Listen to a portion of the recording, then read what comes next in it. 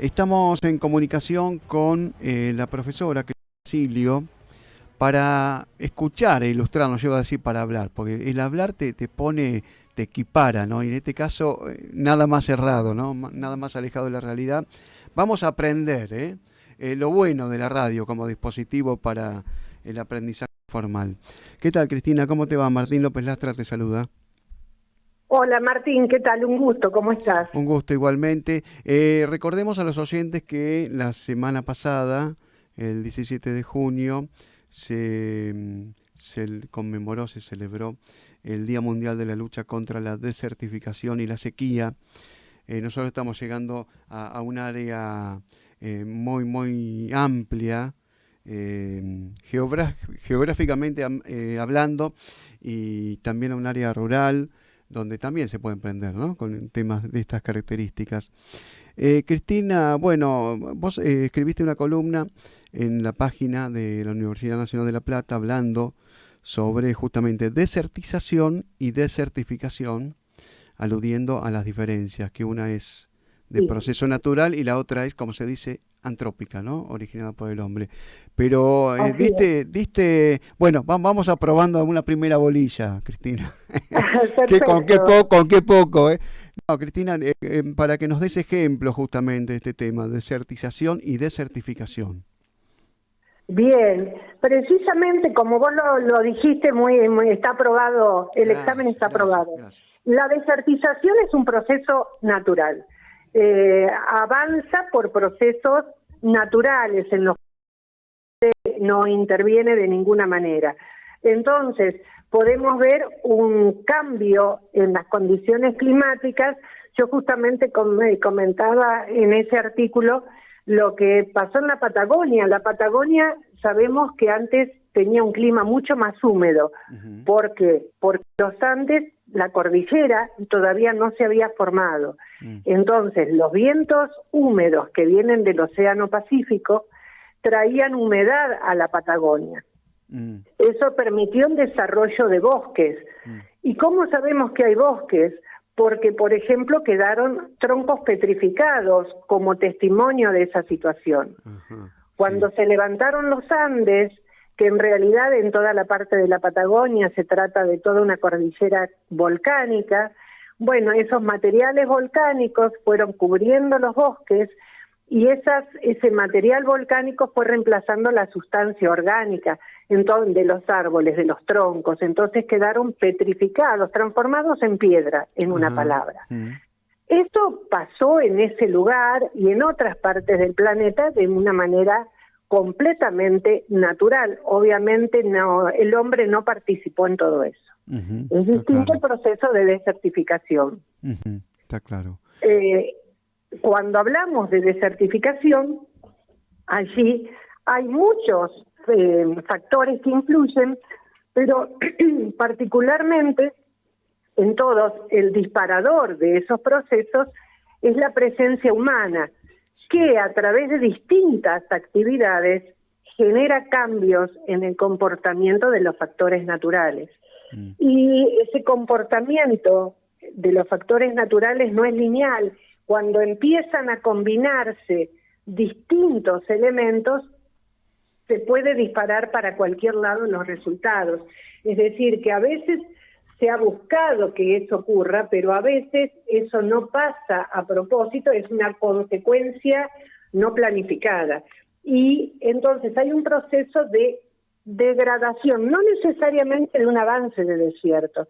Lo que hay es una pérdida de suelo. Claro, primero se empieza por la degradación y después puede derivar hacia la desertificación, ¿no? Claro, pero esa desertificación en realidad puede ocurrir en una zona húmeda o en una zona seca.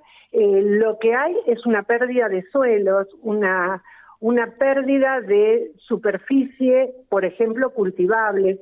Es ahí, en ese caso, yo estuve trabajando con el equipo de trabajo en el que estoy, estuvimos analizando la formación de ríos en la provincia de San Luis y en la provincia de Córdoba especialmente. De la noche a la mañana, así como te lo digo, de la noche a la mañana, se formaron ríos, por ejemplo, en las proximidades de Río Cuarto o en las proximidades de Villa Mercedes en San Luis. ¿Por qué? Ese proceso los investigadores lo llamaron zapping. Si vamos un poquitito más a fondo, es un proceso de formación de ríos, no de arriba hacia abajo como ocurre normalmente, sino que es de abajo hacia arriba. Fue subiendo la napa de agua y al subir la napa de agua se empezó a llevar la tierra, agua hasta abajo. Y en determinado momento la superficie no pudo soportar porque perdió el sostén y colapsó. Se vino abajo y aparecieron de golpe los ríos. Por eso del día a la noche, de la noche al día. Pero en realidad es un proceso que viene de bastante más atrás y el problema es la causa de eso. Claro, claro. Porque ahí en realidad el problema de esos ríos, cuando se los empezó a estudiar, se vio que en otros lugares del planeta se fue dando, pero que en realidad no hay factor, si bien aumentaron las lluvias, si bien algún temblor puede haber acomodado la superficie, el gatillo de todo fue el cambio en el uso del suelo, porque eran zonas que tenían bosques, que tenían árboles, montes nativos. Se sacaron esos árboles y se hizo un monocultivo, en particular de soja y de maíz. Claro. Entonces, ahí aparece la función de las plantas. Los árboles tienen una función muy importante porque son bombas extractoras de agua. Claro, Chupan el agua de las raíces y la pierden a través de la evaporación. Entonces, intervienen en el ciclo del agua, mantienen el balance hidrológico del lugar. Sacaron los árboles. Claro. Sigue lloviendo como antes, el agua se infiltra, pero las raíces ya no lo chupan porque las raíces ya no están. Entonces, esa agua se va. Y si bien se planta, por ejemplo, soja o maíz, las raíces son mucho más cortas y no están todo el año. No tienen toda la capacidad de absorción que puede tener árboles. Claro, los árboles, obviamente. Y esa agua que ya se fue para abajo, que es lo que se conoce como drenaje profundo, ya no se recupera. Claro. Entonces empieza a subir esta napa de agua y tarde o temprano se dio este proceso en estos lugares, arrastrando, tapando máquinas, sepultando animales y afectando, cortando rutas. Entonces, el problema es que no se sabe cuál va a ser el comportamiento y si se van a seguir formando nuevos ríos en esta zona precisamente por este manejo del suelo, por este cambio en las técnicas de producción. Claro, yo quería proponerte un esfuerzo de más en lo que puede ser una comparación, porque como estamos llegando a gran parte de la provincia de Buenos Aires, tema cuenca baja del río Salado y demás, ¿qué se puede trasponer de ese análisis que hiciste de Córdoba a lo que es la pampa húmeda, justamente, en provincia de Buenos Aires? Bien, la pampa húmeda lo que tiene de bueno es que naturalmente tiene pastizales. Entonces, acá no tenemos el problema de estar sacando el árbol. Sí estamos cambiando los pastizales por monocultivos. El problema de los monocultivos, de la implantación de cultivos a gran escala, que eso especialmente pasa con todo lo que es el destino de exportación. El riesgo es lo que se utiliza en esa producción. Por ejemplo, todo lo que es agrotóxicos. Glifosato famoso. Los famosos agrotóxicos que lo que hacen es contaminar el suelo, es contaminar el agua y obviamente contaminar el aire y afectar áreas vecinas, que no necesariamente áreas que estén dedicadas a la agricultura, pero que sean afectadas porque obviamente esos agrotóxicos se dispersan con facilidad. Además, el otro problema que hay al utilizar estos agrotóxicos precisamente y estos tipos de siembra es que se simplifica mucho la biodiversidad, es decir, la diversidad biológica. Normalmente los terrenos tienen una variedad biológica muy grande de mamíferos, de aves, de insectos, etcétera, lo mismo que distintas especies vegetales.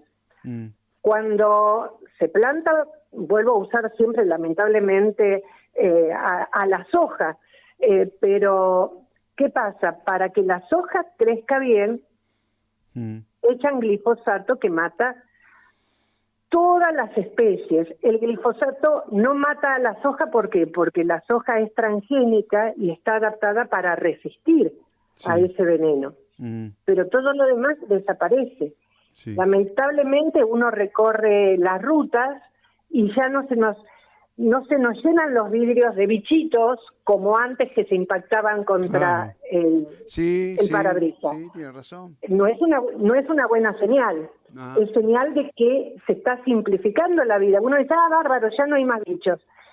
Sí, pero eso significa que se simplificó la vida de ese lugar. Y hay quienes incluso hablan de que estamos ya atravesando una sexta extinción de vida. La quinta fue la época que desaparecieron los dinosaurios. No es que desaparece toda la vida, desaparecen algunas especies.